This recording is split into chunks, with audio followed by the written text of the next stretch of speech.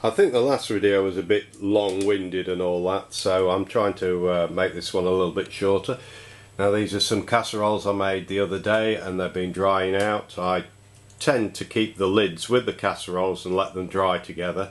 It seems to work for me, so that's how I'm doing it. These probably will need a little bit of turning on the outside, even though I did put some marks in just to leave as they were. So right, on to turning. Right, there's two ways of doing this. You can either put it in the centre and hope for the best and let it spin, or you can tap on. I tend to tap.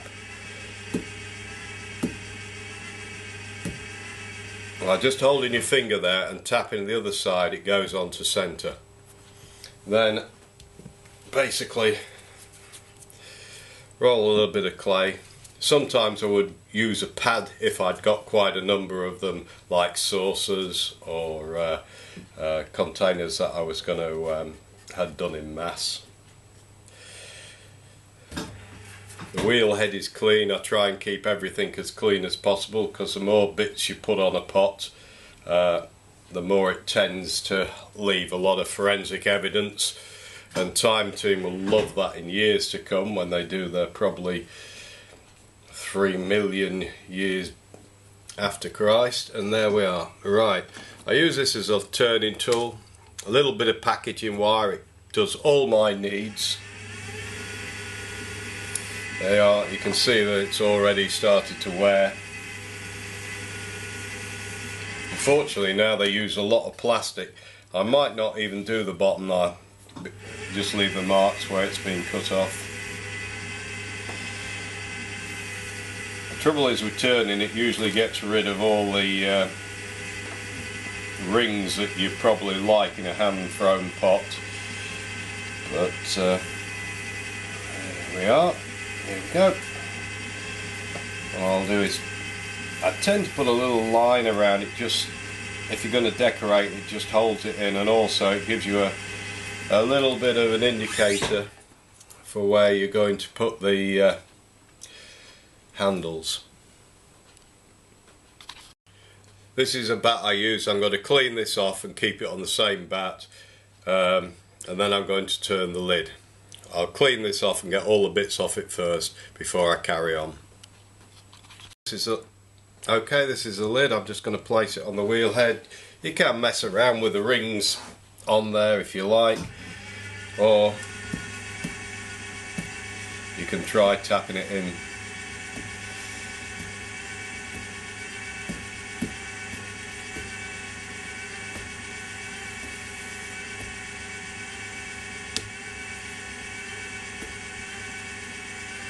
I think that will do.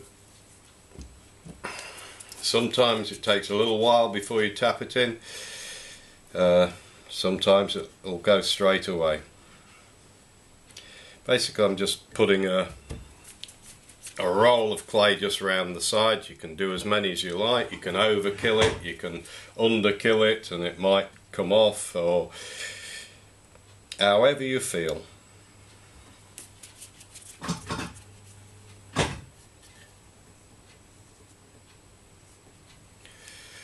Right, hands as clean as possible.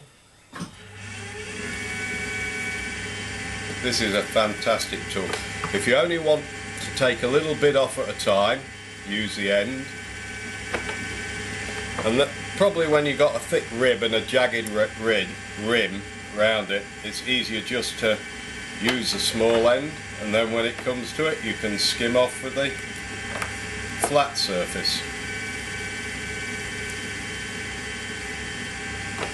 There are more tools that catch potters than there are floats that catch fishermen.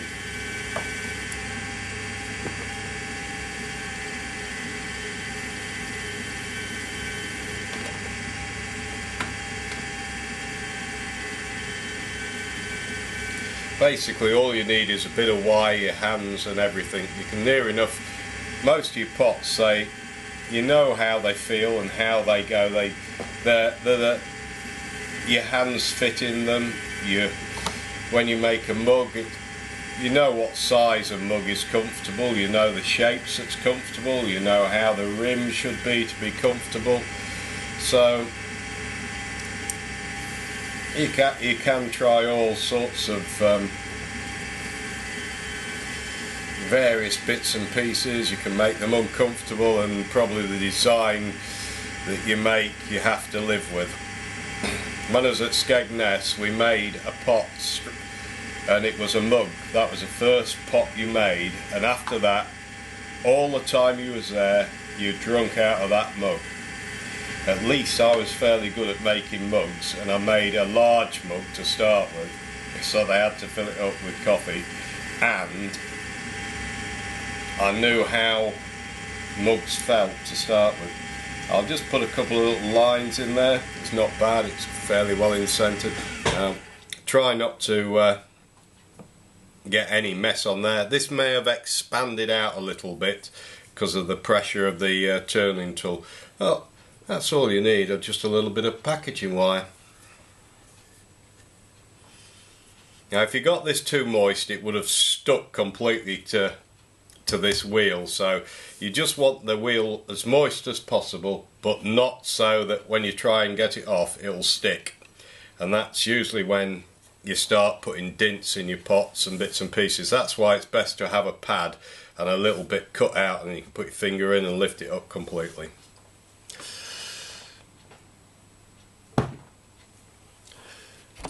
And I'll just show you, there we are.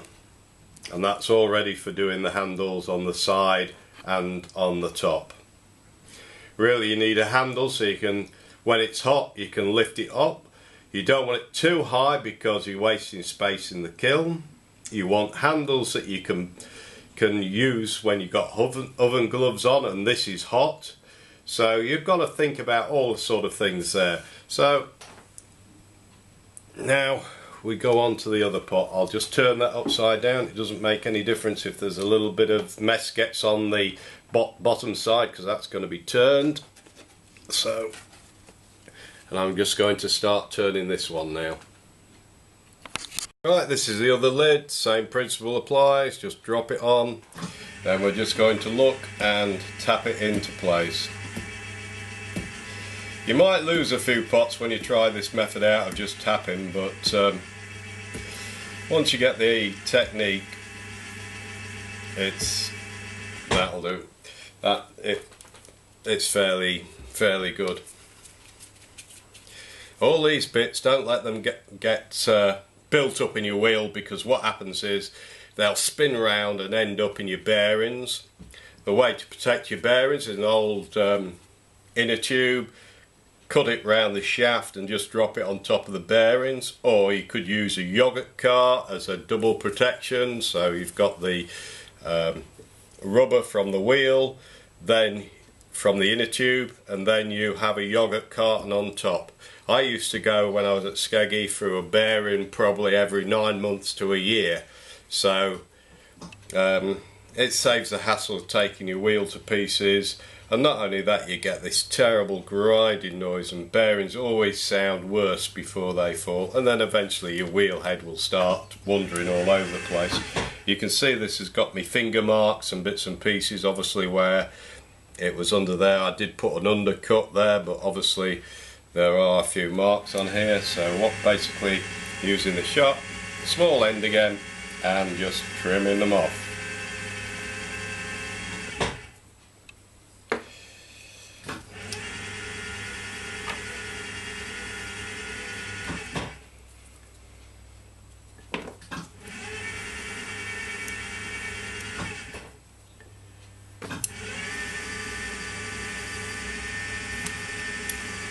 I'm sorry I can't burst into song or anything like that. I'm slightly tone deaf, and my voice is terrible. It's a little bit monotonous at times, so you'll just have to bear with me.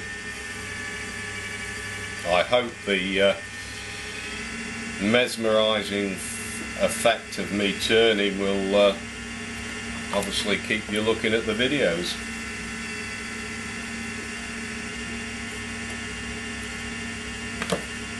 If you put your finger in there, then it's a little bit more rigid.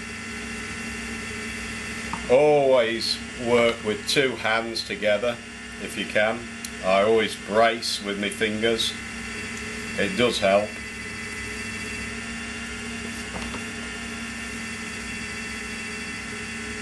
I'm sorry if you're a potter and you've probably looked at many potters videos and you're just happening to look at mine, and you can always press the off button.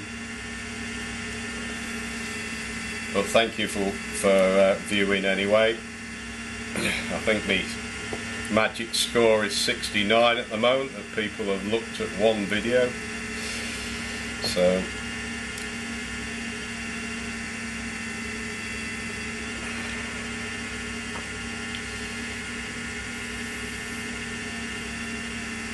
I did these lids a little bit on the thick side, but that's why I'm turning quite a lot off. I wouldn't normally turn this, but I didn't even get my book out for the weights and all that. I'm doing these for Christmas presents, so it's let's hope I'm not going to upset anybody by seeing their Christmas present being turned at this present time. You can put a nice squirrely mark all the way down with your tool if you want, and just finish it off like that. This clay's got a few bits of muck in because it's been kept outside. I had a little tree growing in the bag, but there we are.